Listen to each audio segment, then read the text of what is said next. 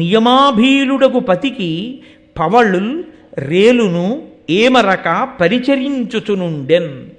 కత్తి మీద నడిచేవాడు ఎలా నడుస్తాడో అంత జాగ్రత్తగా పగలనక రేయనక ఆయన్ని అనువర్తిస్తూ కాలం గడుపుతాడు. సరే, అనవరత భక్తి బాయక తన పతికిన్ ప్రియము చేసి తద్దయు గర్భం వనురక్తి దాల్చియొప్పెను దినకర గర్భయగు పూర్వ దిక్సతి ఓలెన్. అపారమైనటువంటి అనురాగంతో ఆయన్ని అనుకరించి ఆయనని అనువర్తించిన కారణం చేత భర్త యొక్క అనురాగమును పొందినదై ఆయన అనురాగ ఫలితముగా ఆమె గర్భమును ధరించింది. ఇప్పుడు ఆమె గర్భముతో ఉంటే ఎలా ఉందో చెప్తున్నారు నన్నయ్య గారు. సూర్యభగవానుడనబడేటటువంటిని బిడ్డని ప్రసవించేటటువంటి పూర్వ దిక్కు తూర్పు దిక్కు అనే కాంత ఎలా ఉంటుందో అలా ఉందిట. తూర్పు దిక్కు అన్న కాంత కడుపులో సూర్యుడు అన్న పిల్లాన్ని పెట్టుకుని ప్రసవించింది అనుకోండి, పుట్టే పిల్లాడు నెత్తుటి గుడ్డు కదండి పుడతాడు, నెత్తుటి గుడ్డు పుడుతుంది, అందుకని సూర్యోదయం కూడా ఎర్రగా ఉంటుంది. అంతటి నెత్తుటి గుడ్డుని కడుపులో పెట్టుకున్న పూర్వదిక్కనబడేటటువంటి కాంత ఎలా ఉందో గర్భిణి అయిన జరత్కారు అలా ఉందిట. ఎందుకు ఆ మాట అన్నాం? అక్కడ సూర్యోదయం అయితే చీకట్లు పోతాయి, అక్కడ సూర్యోదయం అయితే రాక్షసులు పోతారు. ఇక్కడ ఈవిడ గర్భం పండి పిల్లవాడు పుడితే పావులకి అలుముకున్న చీకట్లు పోతాయి. జరత్కారు వంశంలో ఒక్క వేరు ఉన్నటువంటి దుబ్బులు పట్టుకుని వేలాడుతున్నటువంటి తాత తండ్రులు ఊర్ధ్వలోకాలకు వెళ్ళిపోతారు. కాబట్టి ఇద్దరినీ అనుగ్రహిస్తాడు సూర్యుడు వచ్చి అనుగ్రహించినట్టు. అందుకని పూర్వ దిక్కుతో పోల్చారు ఆవిడ్ని. సరే, ఒకనాడు ఆయన కృష్ణాజినాన్ని ఆసనంగా వేసుకుని పడుకుని భార్య తొడ మీద తల పెట్టుకుని నిద్రపోతున్నాడు జరత్కారుడు. సూర్యాస్తమయం అయిపోతోంది. ఆశ్రమంలో అందరూ సంధ్యావందనం చేసుకుంటున్నారు. సంధ్యావందనం అత్యంత ప్రధానమైన విషయం. సంధ్యావందనం గురించి చెప్పినప్పుడు ఎంత గొప్ప విషయం చెప్తారంటే అసలు నిజంగా అది ఒక్కటి చేస్తే చాలండి అలా నియమంగా జీవితంలో. ఏ కారణం చేతనైనా సంధ్యావందనాన్ని విడిచిపెట్టి ఎక్కడికైనా వెళ్ళి మళ్ళీ రాత్రి ఏ 10ంటికో వస్తాననుకుంటే నియమంగా సంధ్యావందనం చేసి ఆయన ఇంటికి వెళ్ళి చెప్పుకోవాలి, అయ్యా ఈ పూట నేను సంధ్యావందనం చేయలేకపోతున్నాను, మీరు సంధ్యావందనం చేసి అర్ఘ్యం ఇచ్చినటువంటి జలములు కొన్ని తీసి పక్కన పెట్టండి, నేను అక్కడి నుంచి తిరిగి వస్తూనే మీ ఇంటికి వస్తాను, మీరు నాకు తీర్థం ఇచ్చిన తర్వాత వెళ్ళి అప్పుడు నేను భోజనం చేస్తాను లేకపోతే పలహారం చేస్తాను. తప్ప సంధ్యావందనాన్ని మానడానికి వీల్లేదు. అంత ప్రధానమైన విహిత కర్మ సంధ్యావందనం. అందరూ సంధ్యావందనం చేస్తున్నారు, ఈయన నిద్రపోతున్నాడు. పైగా సూర్యోదయ సమయమునందు నిద్రపోకూడదు, నిద్రపోయినా కొంత క్షమార్పణ ఉంటుంది. సూర్యాస్తమయ సమయంలో ఎట్టి పరిస్థితుల్లో నిద్రపోకూడదు. కాబట్టి నిద్రపోతున్నాడు ఒక తప్పు, సంధ్యావందనం చెయ్యట్లేదు ఒక తప్పు. లేపకపోతే వేళ పట్టున సంధ్యావందనం చెయ్యాలి కదా, చేస్తానని నీకు తెలుసు కదా, నేను నిద్రపోతున్నానని లేపకపోవడం నా ధర్మాన్ని చెరచడం, నన్ను అగౌరవపరచడం కాదా? మీ అన్నయ్య ఇంటికి వెళ్ళిపోంటే. 2, నిద్రపోతున్న వాణ్ణి లేపడం కన్నా మహాపాపం లోకంలో ఇంకోటి లేదు. అందుకే నిద్రపోతున్న వాణ్ణి నిద్ర లేపితే ధర్మకార్యం చెప్పి నిద్ర లేపాలి. ఏదో ధార్మికమైనటువంటిది ఏదో చెప్పాలి, చెప్పి నిద్ర లేపాలి. ఏది ధర్మం చెప్పకుండా నిద్ర లేపితే మహాపాపాన్ని తీసుకెళ్ళి నిద్ర లేపిన వాడి ఖాతాలో వేస్తారు.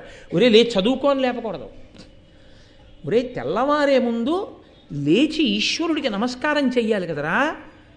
సూర్యోదయం అయ్యేటటువంటి కాలం బ్రాహ్మీ ముహూర్తం దగ్గరకు వచ్చింది, లేచి ఈశ్వరుడికి నమస్కారం చెయ్యి అనాలి. వాడు ఈశ్వరుడికి నమస్కారం చేయడానికి లేచిన తర్వాత ఇప్పుడు కూర్చొని చదువుకోనాలి. అంతే తప్ప ఏ కారణము లేకుండా నిద్ర లేపకూడదు. ఏదో కారణానికి ఒరే సినిమా టికెట్లు తేవాలి కొంచెం లేపకూడదు. ధర్మకార్యమునకు మాత్రమే నిద్ర లేపాలి. ధర్మకార్యమనగా దైవకార్యమునకే నిద్ర లేపాలి. అందుకే కౌసల్యా సుప్రజా రామ పూర్వా సంధ్యా ప్రవర్తతే ఉత్తిష్ట నరశార్దూలా కర్తవ్యం దైవమాన్నికం. రాముణ్ణి లేపితే ఎందుకు లేవాలో కారణం చెప్పి లేపాడు విశ్వామిత్రుడు. ఈశ్వరుడు పడుకున్నాడని తెలిసిన కాబట్టి కారణం చెప్పాలి. సంధ్యావందనానికి లేపాలి ఇప్పుడు నేను ఇన్ని. కాబట్టి ధర్మలోపం జరగదు, లేపితే తప్పు కాదు. కానీ నేను నిద్రపోతుంటే ఎందుకు లేపావని కోప్పడితే సరే, నేను నిద్రపోతుంటే ఎందుకు లేపావని కోప్పడినా పర్వాలేదు నాకు. ఎందుకని ఆయన ధర్మం నిలబెట్టిందాన్ని అయ్యాను కాబట్టి నిద్ర లేపేస్తాను. అని ఆయన్ని నిద్రలేపి, ఆశ్రమంలో అందరూ సంధ్యావందనం చేసుకుంటున్నారయా, నువ్వు కూడా సంధ్యావందనం చేసుకోవాలి కదా, లేవండి నిద్ర అంది ఆవిడ. అంటే ఆయన వెంటనే దిగ్గున నిద్రలేచారు. అంటే ప్రతి చిన్న విషయాన్ని ఎందుకు చూపిస్తారో తెలుసా అండి? ధర్మము ఎంత గొప్పదో చూపించడం కోసం. అసలు ఇంట్లో అలా నిద్రలేపడం అన్నది ఒక్కటి అలవాటైతే ఇల్లంతా బాగుంటుంది. భార్య భర్తని లేపినా, భర్త భార్యని నిద్రలేపినా ధర్మం చెప్పి నిద్రలేపాలి. కాబట్టి ఇప్పుడు ఆయన లేచన్నాడు, దేనికి లేపావు? నిద్రపోతున్నవాణ్ణి. నిద్రపోతున్నవాణ్ణి లేపడం తప్పని నీకు తెలియదా? నా పట్ల అగౌరవం కాదా అన్నాడు. అంటే ఆవిడంది, కాదు, ధర్మం చెడిపోతోంది, అవతల సూర్యాస్తమయం అవుతోంది, సంధ్యావందనం చేయాలి మీరు, కాబట్టి మరి నేను నిద్ర లేపకపోతే మీ ధర్మం పాడవుతుంది, మీ ధర్మం పాడవకూడదు కాబట్టి నిద్ర లేపాను, ఇందులో అగౌరవం ఎక్కడుంది అది.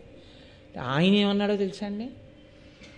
ఇనుడస్తమింపబోయిన అనగా బోధింపవలెననప్పుడు నా మేల్కనునంతకు నుండక ఇనుడొనరగా అస్తాత్రికేగ నోడడే చెప్పుమా.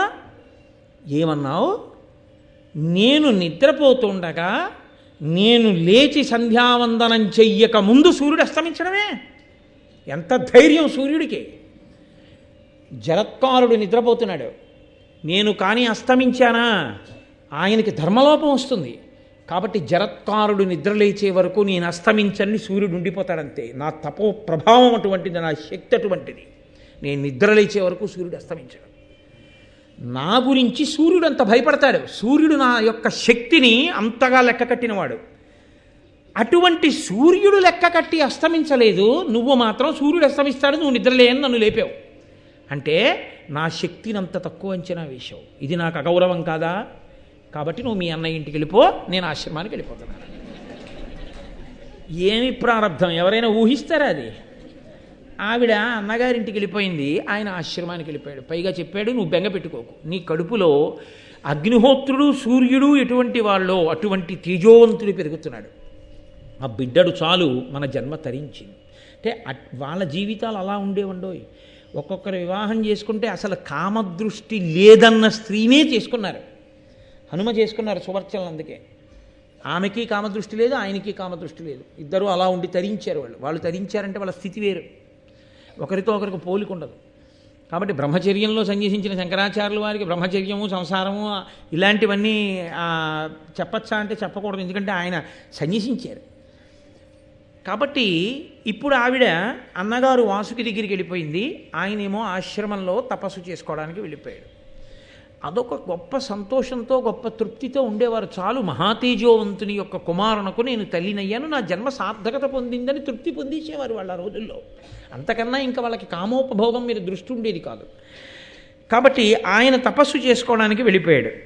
వెళ్ళిపోయిన తరువాత ఆ పూర్ణతేజుడు అపగత పాపుడు అపాకృత భవాను బంధుడు నిజ మాతా పితృపక్ష ప్రబల భయాపహుడు ఆస్తికుడు ఉదితుడై పెరిగే ప్రభన్.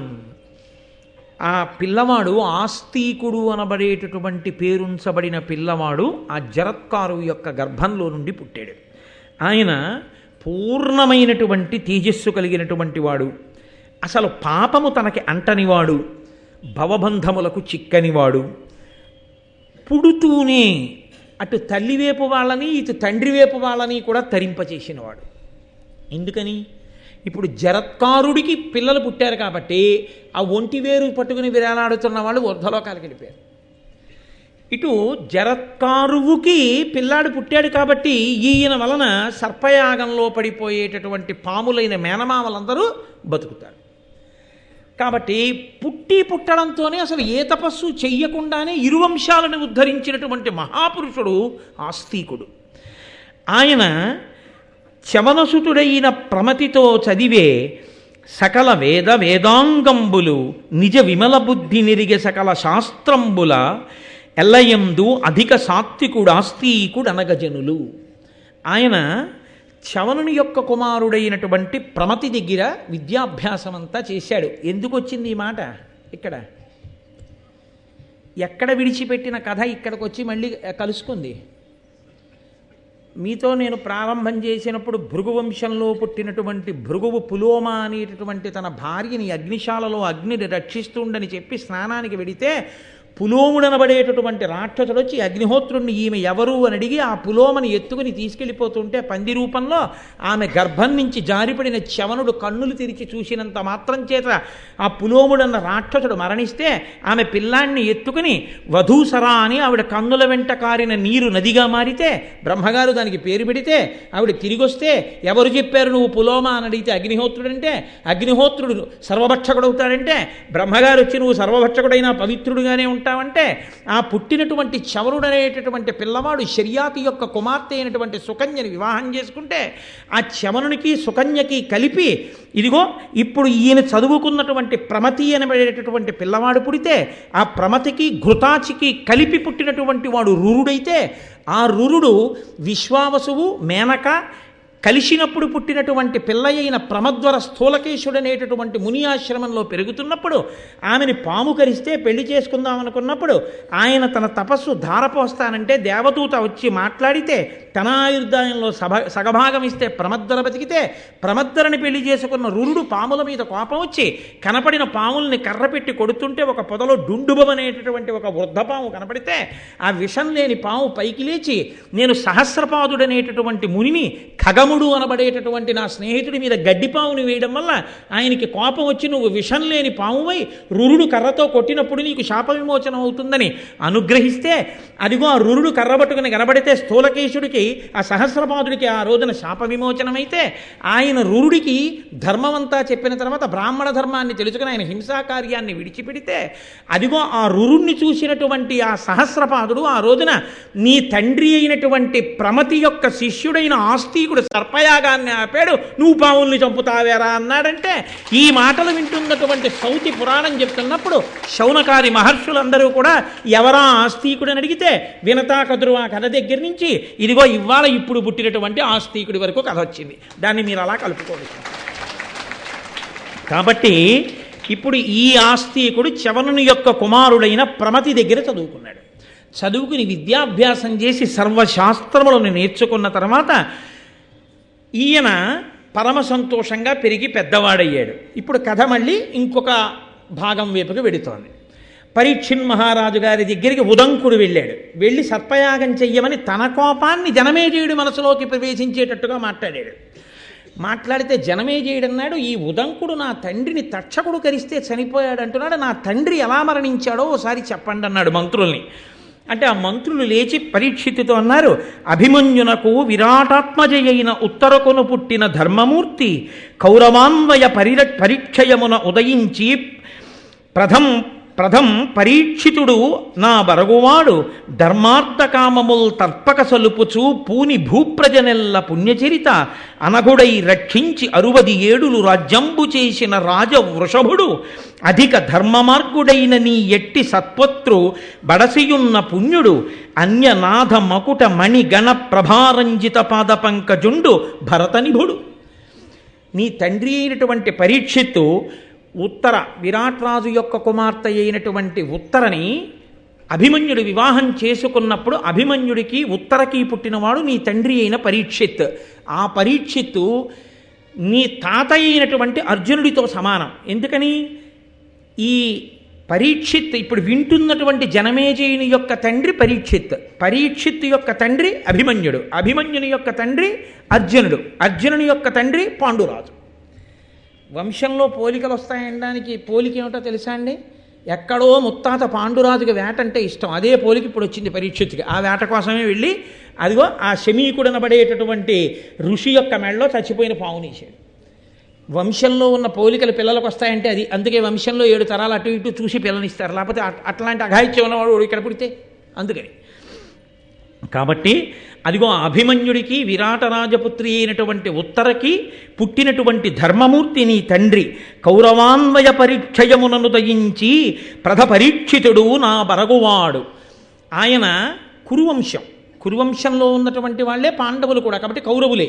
కాబట్టి అదిగో ఆ కౌరవులు అంటే పాండవుల యొక్క సంతతి అంతా కూడా నశించిపోయి అభిమన్యుడు కూడా మరణించి ఉప పాండవులు కూడా మరణించిన తరువాత ఇంకా పాండవుల యొక్క వంశాంకురము ఉత్తరాగర్భమునందు మిగిలిపోయిన ఒక్క పరీక్షితే ఉన్నప్పుడు ఆ ఒక్క పిల్లవాడు కూడా బతకకూడదని పిండం మీదకి బ్రహ్మశిరోనామకాస్త్రాన్ని అశ్వత్థామ ప్రయోగిస్తే ఆమె కృష్ణుడి పాదములు పట్టుకుని ప్రార్థన చేస్తే ఇక్కడ బయట రథం దగ్గర నిలబడిన కృష్ణుడు ఉత్తరాగర్భంలోకి ప్రవేశించి ఆ బ్రహ్మశిరోనామకాస్త్రానికి పిండానికి మధ్యలో నిలబడి ఘోర రూపంతో బ్రహ్మాస్త్రాన్ని, సాత్విక రూపంతో పిండాన్ని చూసి బ్రహ్మాస్త్రాన్ని తనలో కలుపుకుని పిల్లాన్ని రక్షిస్తే ఆయన పరీక్షగా విష్ణువుని చూసి పుట్టిన తరువాత కూడా తాతయ్యన ధర్మరాజు తొడ మీద కూర్చుని సభలో ఉన్న వాళ్ళందరినీ నేను మా అమ్మ కడుపులో ఉన్నప్పుడు శంఖచక్ర గదా పద్మములను పట్టుకుని నన్ను రక్షించిన మహానుభావుడు ఎక్కడున్నాడా అని ఇలా పట్టి పట్టి చూస్తుంటే ఆయన్ని దేవరాతుడు అని పేరున్నా కూడా ప్రజలందరూ పరీక్షగా చూస్తాడని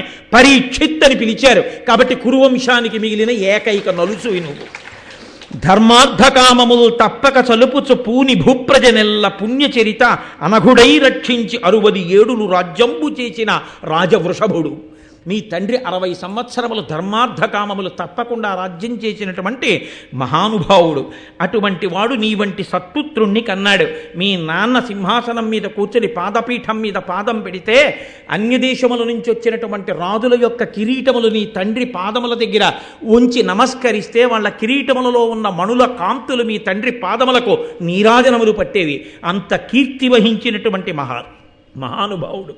కానీ ఇదిగో మీ వంశంలో ముత్తాత పాండురాజు గారికి ఉన్నటువంటి బలహీనతలాగే మీ తండ్రి కూడా వేటాడడం కోసమని చెప్పి అరణ్యంలోకి ప్రవేశించి వేటాడుతుండగా ఒక లేడి కనబడితే ఆ లేడిని ఎలా అయినా వేటాడి పట్టుకోవాలని తన పరివారం అంతా వెనకపడిపోయి ఎక్కడో ఉండిపోయినా తానొక్కడే ఆ లేడిని వేటాడి తీసుకొస్తానని లేడి వెంట పరిగెడుతూ బాణాన్ని విడిచిపెడితే బాణం తగిలినటువంటి లేడి పరీక్షిత్తుకి దక్కకుండా పారిపోయి శమీకుని యొక్క ఆశ్రమంలోకి వెళ్ళిపోతే లేడిని వెంట తవిలి దాన్ని వేటాడేటటువంటి మిషతో శమీకుడి ఆశ్రమంలోకి వెళ్ళి కన్నులు మూసుకుని అంతర్ముఖుడై ధ్యానంలో ఉన్నటువంటి శమీక మహర్షిని ఇటుగా లేడి పరిగెత్తిందా అని అడిగితే బహిర్ముఖుడు కాడు కాబట్టి శమీకుడి జవాబు చెప్పకపోతే ఉద్ధతితో ఆకలి చేత దప్పిక చేత కలిగినటువంటి ప్రకోపం చేత చచ్చిపోయిన పావుని ధనస్సు యొక్క మూపుతో పైకెత్తి ఆయన మెడలో వేస్తే ఆయన కుమారుడైనటువంటి శృంగికి ఈ విషయం తెలిసి నా తండ్రిని ఇంత అగౌరవపరుస్తాడా దేశమేలే రాజని నేటికి 7వ రాజు తక్షకుని యొక్క విషాగ్ని చేత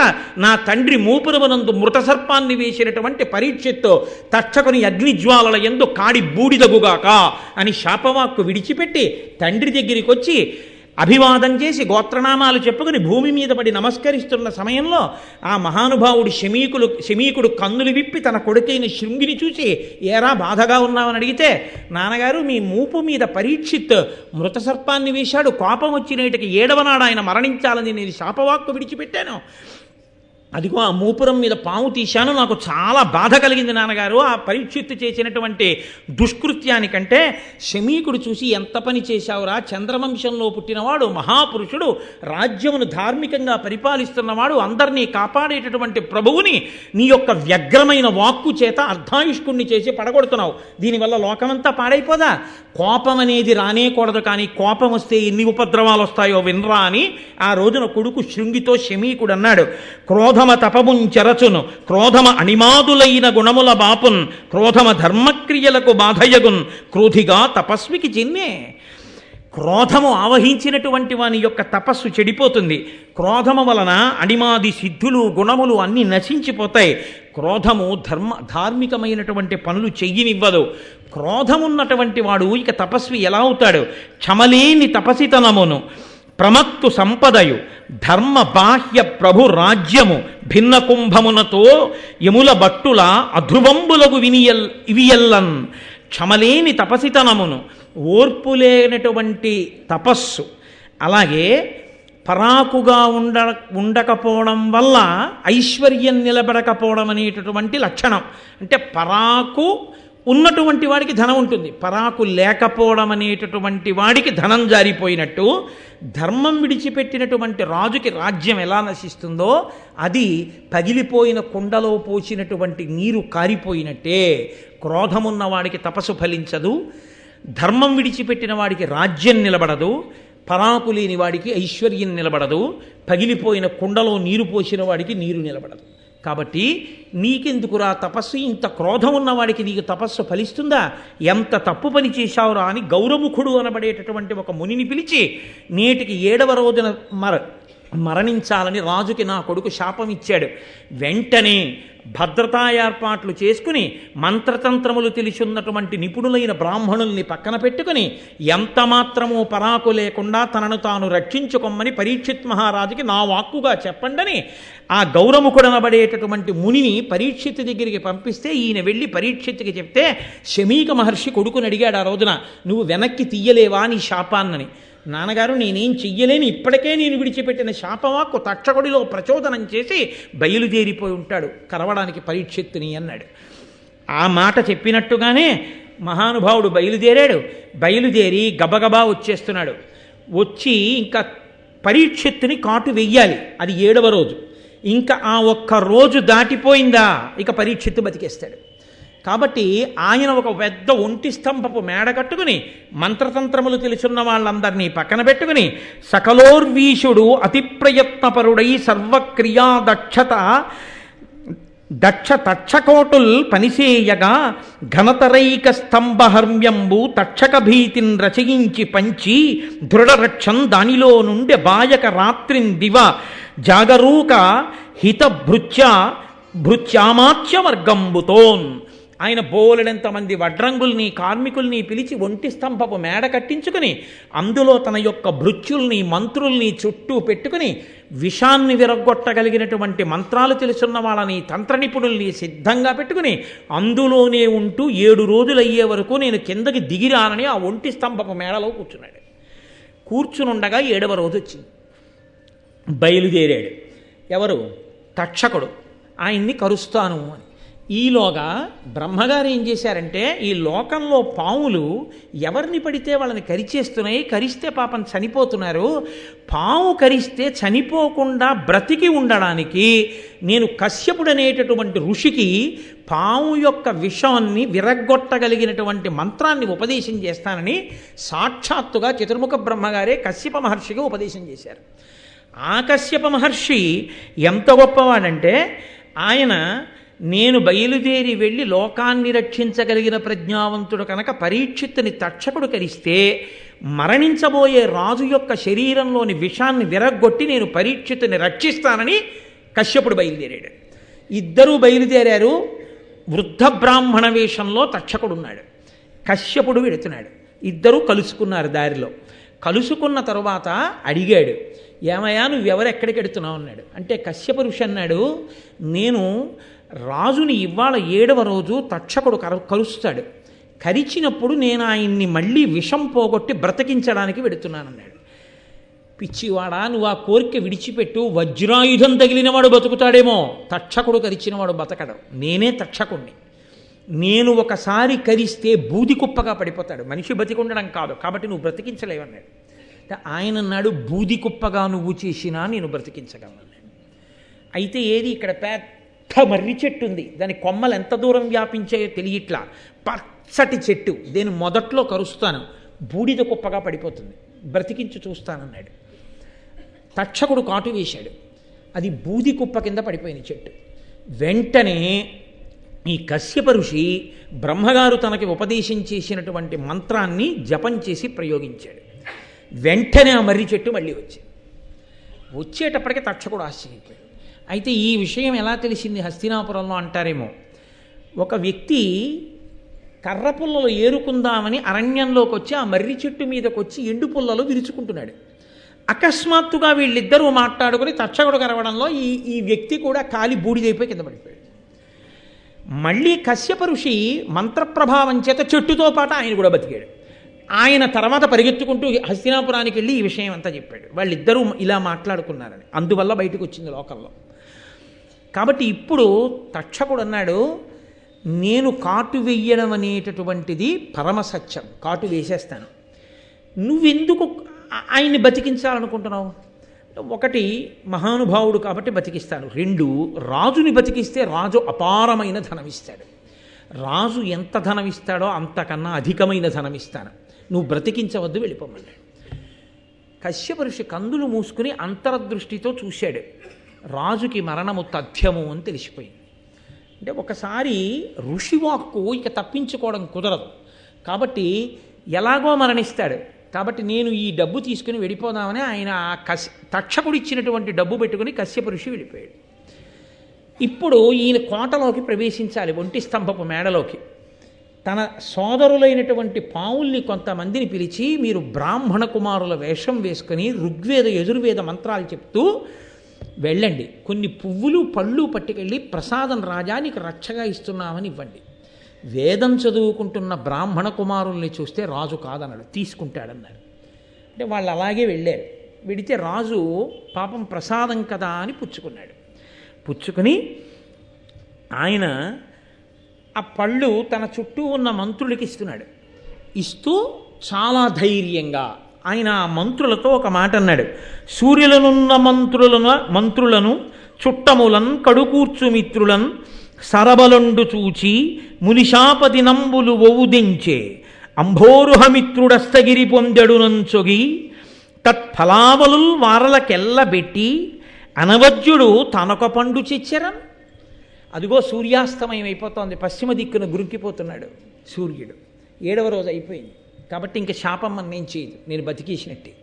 కాబట్టి ఇది ప్రసాదం బ్రాహ్మణ కుమారులు తెచ్చారు, మీరు తినండి అని వాళ్ళందరికీ పెట్టి ఒక పండు తీసి నేను తింటానని ఆ పండుని ఇలా విప్పాడు. విప్పగానే కొనివృచ్చుడు లోపల నల్లని క్రిమియై తోచి చూడలత్తుకవర్ణంబున పామి విషవహ్నులు తనుకగా గురువీరు కరచి తక్షకుడరిగెన్. ఆ పండిలా విప్పేటప్పటికే నల్లటి గుడ్లతో ఒక పురుగు కనపడింది. ఆ పురుగు మెల్లగా ఎర్రటి రంగుతో రక్తవర్ణంలో పాము అయింది. ఆ పాము తక్షకుడు. అది వెంటనే రాజుని కెరచి పెద్ద స్వరూపాన్ని పొంది అగ్నిహోత్రాన్ని చిమ్మి అక్కడ ఉన్నటువంటి మేడని కూడా కాల్చేసి దూకి పారిపోయింది. అలా నీ తండ్రి చచ్చిపోయాడయా అన్నాడు. అంటే జనమేజయుడు మనసు ఎలా ఉంటుంది? ఆయన చాలా వ్యగ్రత పొందాడు తక్షకుడి మీద. నిజంగా కూడా తక్షకుడు యుక్తాయుక్త విచక్షణ లేని పాము. కాబట్టి ఇప్పుడు మంత్రులు అన్నారు, కాదన కిట్టిపాటి అపకారము తక్షకుడేక విప్ర సంబోధన చేసే నృపపుంగవ నీవు అనేక భూసురాపాదిత సర్పయాగమున భస్మము చేయము తక్షకాది కాకోదర సంహతిన్ హుతమహోగ్ర సమగ్ర శిఖాచయంబులన్. ఒక్క బ్రాహ్మణుడు అలా అన్నాడని, తక్షకుడి చేతిలో చచ్చిపోవాలి పరీక్షిత్ అన్నాడని, ఆ బ్రాహ్మణుడి మాట నిజం చేయడానికి తక్షకుడు ఇంత పన్నాగం పన్ని మీ నాన్నని చంపేశాడు. మీ నాన్న మంచితనాన్ని దీన్ని పరిగణనలోకి తీసుకోలేదు. ఏమి బ్రాహ్మణ వాక్కుకు అంత గౌరవం ఇచ్చాడుగా. ఏది, నువ్వు బ్రాహ్మణుల్ని తీసుకొచ్చి యాగం చేయి, యాగం చేసి మొత్తం పావుల సంతతంతని అగ్నిహోత్రంలో పారాయి, తక్షకుడిని కూడా పిలి, ఆయన్ని కూడా పడమను. కాబట్టి నువ్వు ప్రతీకారం చెయ్యవలసిందే, చెయ్యి యాగం అన్నారు. అనగానే ఆయన అన్నాడు, అయితే యాగశాల నిర్మాణం చెయ్యండి, ఋత్విక్కుల్ని పిలవండి, నేను యాగదీక్ష తీసుకుంటున్నాను అన్నాడు. దీక్ష అన్న మాట యాగమునకే అనువర్తిస్తుంది కాబట్టి నేను దీక్షితుడిని అవుతున్నానన్నాడు. యాగశాల నిర్మాణం చేశారు. యాగశాల నిర్మాణం చేసినా, ఇల్లు కట్టినా వాస్తు అన్నదానికి దాని యొక్క ప్రభావం దానికి ఉంటుంది అని శాస్త్రం చెప్తాం. ఎవరు ఏ మాటలు చెప్పినా మనం శాస్త్రాన్ని నమ్మిన వాళ్ళమైనప్పుడు మనం అలాగే మాట్లాడవలసి ఉంటుంది, మనం అలాగే పాటించవలసి ఉంటుంది. కాబట్టి అందులో ఒక పౌరాణికుడు, ఒక మహానుభావుడు, శాస్త్రములు తెలుసున్నవాడు వచ్చి జనమేజయుడితో అన్నాడు, అనగా ఈ యజ్ఞము విధి సనాధరుత్తి ప్రయోగ సంపూర్ణం వయ్యును గడచన నేరదు నడుమన యుడుగును భూసురోత్తమ నిమిత్తమునన్. ఈ యాగశాల నిర్మాణంలో దోషం ఉంది. యాగశాల నిర్మాణంలో దోషం ఉన్న కారణం చేత ఎంత గొప్ప బ్రాహ్మణుల్ని నువ్వు తీసుకొచ్చినా, ఎంత గొప్ప యజ్ఞ సంభారాలు నువ్వు తీసుకొచ్చినా ఈ యాగం మధ్యలో ఒక బ్రాహ్మణుడి వల్ల ఆగిపోతుంది అంటే. జనమేజయుడు లక్ష్య పెట్టలేదు. లక్ష్య పెట్టకుండా ఆయన ఆ యాగం చెయ్యడం కోసం అని చెప్పేసి సిద్ధపడ్డాడు. జనమేజయుని యొక్క భార్య కాశీరాజు యొక్క కుమార్తె అయిన వపుష్టమ. ఆ వపుష్టమతో కలిసి భార్య లేనివాడు యాగం చేయడానికి అర్హుడు కాడు. కాబట్టి భార్యాసహితుడై యజ్ఞదీక్షితుడై ఆ సర్పయాగం చెయ్యడానికి కూర్చున్నాడు. బ్రాహ్మణులందరూ కూర్చున్నారు. ఒక్కొక్క పాము పేరు పిలుస్తున్నారు. పిలిస్తే వచ్చి అతి వేగాకుల చిత్తులై పడి రుదాత్తాసీ విషాగ్నుల్ సితాసిత పీతారుణ వర్ణదేహులు నవాశ్రుగ్రక్త నేత్రుల్ మహోన్నతులేక త్రిక పంచ సప్త నవ నానామస్తకుల్ పల్వురుద్ధత నాగేంద్రులు బ్రహ్మదండ హతి ఆర్తధ్వానులైవ మిలోన్. బ్రహ్మదండం పెట్టి కొడితే పడిపోయినట్టుగా ఒక్కొక్క పేరు చెప్పి బ్రాహ్మణులు పిలుస్తుంటే ఋత్విక్కులు 1 పడగ పాము, 3 పడగల పాములు, 5 పడగల పాములు, 9 పడగల పాములు, పెక్కుతలలు కలిగినటువంటి పాములు, పసుపు రంగు పాములు, తెల్ల రంగు పాములు, ఎర్ర రంగు పాములు, నల్ల రంగు పాములు, పొడుగు పాములు, పొట్టి పాములు, లావు పాములు, సన్న పాములు, ఇన్ని పాములు ఆకాశంలో గిరగిరా తిరుగుతూ విషాన్ని చిమ్ముతూ అగ్నిహోత్రంలో పడిపోయి తలలు పగిలిపోతుంటే పెటిల్ల శబ్దం చేస్తూ అరుస్తూ విషం జిమ్ముతూ అగ్నిహోత్రంలో కాలిపోతుంటే దిక్చక్రమంతా సర్పముల యొక్క వింతధ్వనులతో మార్మోగిందిట. అలా అందరూ చిత్ర విచిత్రంగా ఇదేమి యాగమని చూస్తుండగా ఆకాశంలోంచి రంగురంగుల పాములు, అనేక తలల పాములు వచ్చి ఆ యాగంలో పడిపోయి అగ్నిహోత్రంలో కాలిపోతున్నాయి. తక్షకుడు భయపడిపోయి తక్షకుడతి భీతుండై ఈ క్షణమున అరిగే సురగణాధిప నన్ను రక్షింపుమయనుచు ఆ పురందరు కడకు. తక్షకుడు భయపడిపోయి, దేవేంద్రుడు ఆయనకి స్నేహితుడు, వెళ్ళి రక్షించు రక్షించు రక్షించు అని ఇంద్రుడి చాటున దాక్కున్నాడు. ఇంద్రుడు బ్రహ్మగారు చెప్పిన మాట విని కొన్ని పాములు బతుకుతాయన్న మాట విని, ఆగరా కంగారు పడకు, ఆ యాగాన్ని ఆపుతాడు ఒక బ్రాహ్మణుడు వచ్చి, నువ్వు బ్రతుకుతావు, అలా కూర్చో, బెంగ పెట్టుకోకని చెప్పి ఆయన ఆ తక్షకుణ్ణి ఇంద్రలోకంలో కూర్చోపెట్టాడు. ఇంతలోకే మహానుభావుడు వాసుకి గబగబా పరిగెత్తుకుంటూ చెల్లెలి దగ్గరికి వెళ్ళాడు. వెళ్ళి, అమ్మా, ఈ మహానుభావుడు జనమేజయుడు చేస్తున్న యజ్ఞంలో నీ సోదరులమైనటువంటి మా జాతి అంతా పడిపోతోంది, ఇప్పటికే కొన్ని లక్షల పాములు కాలిపోయాయి, వెంటనే నా మేనల్లుడైన ఆస్తికుణ్ణి పంపించమ్మా, నీ పేరు జరత్కారు, నిన్ను జరత్కారునకిచ్చి వివాహం చేసింది మీ ఇద్దరికీ పుట్టే పిల్లాడి వల్ల సర్పజాతిని కాపాడడానికి, కాబట్టి వెంటనే నీ కొడుకుని పంపు అన్నాడు. అంటే కడవడి మున్ను నింగడుకొని పడినవియు కాని కద్రాసుతులన్ పడనీకింక అవశ్యము నుడిగింతును సర్పయాగ మోడకుడింకన్. మీరు బెంగ పెట్టుకోకండి, పడిపోయిన కద్రోపుత్రులు పడిపోయారు, మిగిలిన వాళ్ళని రక్షించే భారం నాది అని ఆస్తికుడు బయలుదేరి జనమేజయుడు చేస్తున్నటువంటి ఆ సర్పయాగశాలలోకి ప్రవేశించాడు. ప్రవేశించగానే మహాతేజోమూర్తి ఆ ఆస్తికుడు నడిచొస్తుంటే రాజు, ఋత్విక్కులు అందరూ ఆయన వంక చూస్తున్నారు. ఆయన అన్నాడు, రజనీనాథ కులైక భూషణుడవై రాజర్షివై దారుణీ ప్రజనెల్లం దయతోడ ధర్మచరితం బాలించుతున్ దుంటి ధర్మజు నాభాగు భగీరథున్ దశరథున్ మాంధాతృ రామున్ రఘున్ విజయున్ పోలితి సద్గుణంబుల జగద్విఖ్యాత పరీక్షిత. మహానుభావ పరీక్షిత్తు, నీవు రజనీనాథ కులైక భూషణుడవై రాజర్షివై, చంద్రవంశంలో పుట్టినటువంటి గొప్ప రాజువై రాజర్షివై ప్రజలందరినీ దయతో ధర్మంతో పరిపాలన చేస్తూ ఆనాడు ధర్మరాజు, నాభాగుడు, భగీరథుడు, దశరథుడు, మాంధాత, రాముడు, రఘుమహారాజు, అర్జునుడు ఎలా పరిపాలన చేశారో అలా పరిపాలించావయ్యా. కువలయంబున వారి కోరిన కోర్కికిం తగనీవు పాండవకులంబు వెలుంగ పుట్టి దృఢంబుగా నృపలక్ష్మితో అవని రాజ్యభరంబు దాల్చిన అంత నుండి మఖంబులంది విరియిష్ట ధనంబులిచ్చుట తృప్తులైరి మహాద్విజుల్. నాయన, ఈ భూమండలానికంతటికి నువ్వు చక్రవర్తివైన తరువాత నీ రాజ్య పరిపాలనలో నువ్వు అనేకమైన యజ్ఞయాగాది క్రతువులు చేస్తూ ఋత్విక్కుల్ని పిలిచి నువ్వు ఇచ్చినటువంటి సంభావనల చేత, ఆ యజ్ఞ దీక్షితులైనటువంటి ఋత్విక్కులకి నువ్వు ఇచ్చినటువంటి దక్షిణల చేత బ్రాహ్మణులందరూ ఎంతో తృప్తి పొంది ఉన్నారు. ఈ స్తోత్రం చెయ్యడంలో ఒక రహస్యం ఉంది, దాని చివర మీకు దాన్ని చెప్తాను. వితతమఖ ప్రయోగ విధివిత్తము ఉత్తమధీయతుల్ జగన్నుత సుమహాతపోధనులు అనుగ్రహ నిగ్రహ శక్తియుక్తులీక్రతువున ఋత్వికుల్ కమలగర్భ సమానులు పూర్వ దిక్పతి క్రతువున యజకోత్తముల కంటే ప్రసిద్ధులు సర్వ విద్యలం. నువ్వు ఇక్కడ నిమంత్రణం చేసినటువంటి ఋత్విక్కులున్నారే, వాళ్ళు ఆగ్రహించినా అనుగ్రహించినా ఏదైనా చెయ్యగలిగినటువంటి సమర్థులు. ఒకానొక నాడు బ్రహ్మగారు చేసినటువంటి యజ్ఞం ఉందే పూర్వదిక్కున, ఆ చేసినటువంటి యజ్ఞం కన్నా ఇవాళ నువ్వు చేస్తున్నటువంటి యజ్ఞం, ఇక్కడ కూర్చున్నటువంటి ఈ ఋత్విక్కులు గొప్పవాళ్ళయ్యా. అమ్మనుజేంద్రుడైన నలు యజ్ఞము ధర్మరాజ రాజసూయ యజ్ఞము ప్రయాగ చేసిన ప్రజాపతి యజ్ఞము, పాశపాణి యజ్ఞమును, కృష్ణు యజ్ఞము, నిశాకరు యజ్ఞము, నీ మనోజ్ఞ యజ్ఞమును ఒక్క రూప విలసన్ మహిమం గురువంశవర్ధన కురువంశవర్ధన. ఓ కురువంశవర్ధన, పరీక్షిత్తు, నువ్వు చేసినటువంటి ఈ యాగం ఎంత గొప్పదో తెలుసా?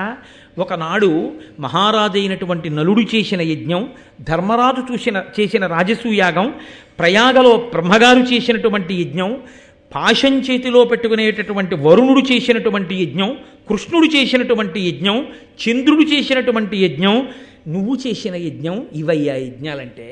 ఎంత గొప్ప యజ్ఞం చేశావయ్యా! అసలు యజ్ఞాలకన్నిటికీ నీ యజ్ఞం ఎందుకు గొప్పదో తెలుసా?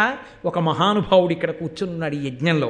విద్వన్ముఖ్యుడు ధర్మమూర్తి త్రిజగద్విఖ్యాత తేజుండు కృష్ణద్వైపాయనుడే గుదించి సుత శిష్య బ్రహ్మ సంఘంబుతో సద్వద్యుండు సదస్యుడయ్యే అని శక్యంబె వర్ణింప సాక్షాత్ విష్ణుండవ నీవు భూపతులలో కౌరవ్య వంశాగ్రణి. మహానుభావుడు, అపారమైన విద్వత్తు కలిగిన వాడు, ధర్మమూర్తి, 3 లోకములయందు ఖ్యాతి గడించినటువంటి వాడు, కృష్ణద్వైపాయనుడన్న పేరు కలిగినటువంటి వాడు, వేదవ్యాసుడు శిష్య ప్రశిష్యులతో వచ్చి ఈ యాగంలో కూర్చుని ఈ యజ్ఞాన్నంతటినీ పరీక్షిస్తున్నాడు, పరిశీలనం చేస్తున్నాడు. అంతటి మహానుభావుడు వచ్చి కూర్చున్నాడంటే ఈ యాగం ఎంత గొప్పదో ఇంకా వేరే చెప్పాలా నాయనా? ఆర్తిహర క్రియాభిరతుడై కృతసన్నిధియై ప్రదక్షిణావర్త శిఖగ్రహస్తముల వహ్ని మహాద్విజ దివ్య మంత్ర నిర్వర్తిత హవ్యముల్కొనుచు వారిజవైరి కులీష నీకు సంపూర్త మనోరథంబులను పుణ్యఫలంబులనిచ్చుచుండెడన్. నువ్వు చేసేటటువంటి యాగాల్లో అగ్నిహోత్రుడు సంతతము నీ పక్కన కూర్చుని హవిస్సులను స్వీకరిస్తూ కుడిపక్కకి తిరిగేటటువంటి జ్వాలలు కలవాడై, అంటే శుభశకునంతో నిరంతరము నీ కోరికలను ఈడేర్చేవాడగుగాక, నీవు అంత కీర్తివంతుడవగుగాక అని ఆశీర్వచనం చేశాడు.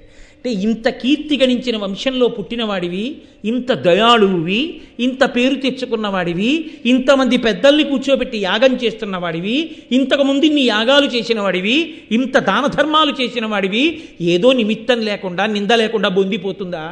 ఏదో కారణానికి మొత్తం మీద తండ్రి పడిపోవలసి వచ్చింది, పడిపోయాడు. ఆ నింద కాకపోతే వేరో కారణానికి వెళ్ళిపోతాడు.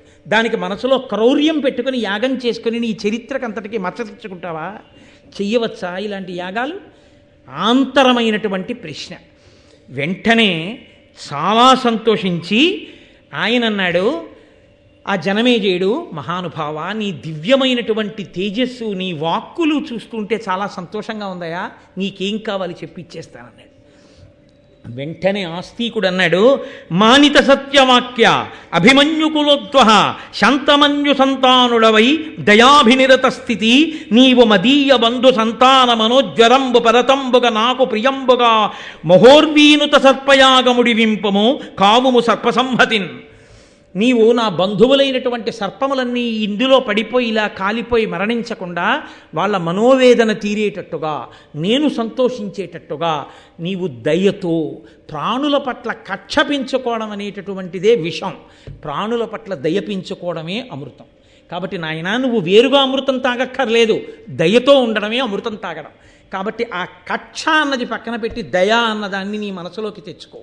ఎందుకు ఇంతమందిని కాల్చాలి, ఒకణ్ణి చంపినందుకు ఇంతమందిని చంపడమా అన్న భావనతో ఆలోచించు, నీకు చంపబుద్ధి ఇది. కాబట్టి పరమదయతో ఈ యజ్ఞాన్ని ఇక్కడతో ఇంకా ఆపు చేసి, చనిపోయిన వాళ్ళు చనిపోయారు, ఇంకా ఇప్పటికైనా ఆపితే నా బంధుకులం, నా తల్లివేపు బంధువులు సర్పాలు, మిగిలిన వాళ్ళు సంతోషిస్తారు. అనిన సదస్యులందరూ ప్రియంబున ఇట్టి విశిష్ట విప్రముఖ్యునకు మహాతపోధననకుంతకు పాత్రునకెద్ది ఇచ్చినన్ ఘనముగన క్షయంబగును కావున ఈ ద్విజనాథు కోర్కె పెంపున వృధసేయగాతగదు భూవలయేశ్వర ఇమ్ము నిమ్మితోన్.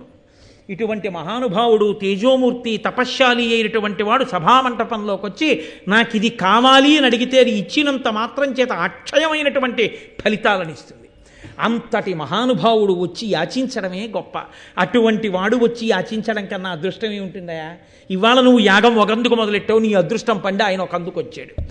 ఆయన మనస్సులో పుట్టిన కోరిక తీర్చి నువ్వు ఈ యాగం ఆపేయి.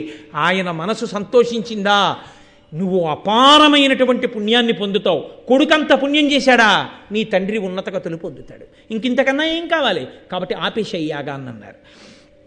వెంటనే ఆ యాగాన్ని ఆపు చేశారు. కానీ అప్పటికే అక్కడ ఉన్న ఋత్విక్కులు చెప్పినటువంటి మంత్రముల వలన తక్షకుడు అగ్నిహోత్రాన్ని వెదజల్లుతూ ఇంద్రుడి సింహాసనం నుంచి వేరైపోయి ఆయన ఆ మంత్రశక్తికి ఆగలేక ఆకాశంలో తన్నుకుంటూ వచ్చి హోమగుండంలో పడిపోతున్నాడు. పడిపోతుంటే వెంటనే ఆస్తికుడు ఆయనని అలా ఉండు, నీకేం భయం లేదు, ఆగు, నువ్వు పడక్కర్లేదంతే యాగాగ్ని ఎందు అన్నాడు. ఆస్తికుని యొక్క నోటి మాట ప్రభావానికి అగ్నిహోత్రంలో పడిపోతున్న తక్షకుడు తప్పుకుని పక్కకెళ్ళి పడ్డాడు. పడి బ్రతికిపోయాడు.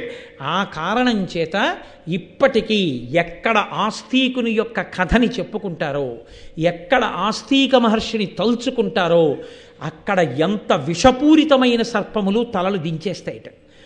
ఆస్తికుడి కథ విన్నవారి జోలికి, భక్తితో ఆయనకి నమస్కరించిన వారి జోలికి పాములు రావు కాదు.